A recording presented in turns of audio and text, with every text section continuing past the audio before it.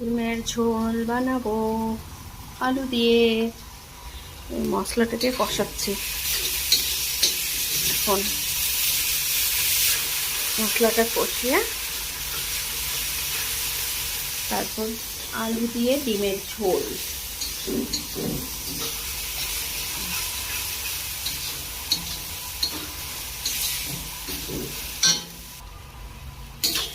আলু দিয়ে দিচ্ছি মশলাটার মধ্যে। এখন এটা একটু ভালো করে ভেজে নিব, কষিয়ে নিব।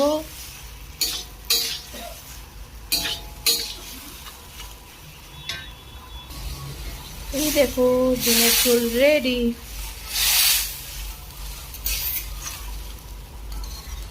ডিমের ঝোলটা রেডি।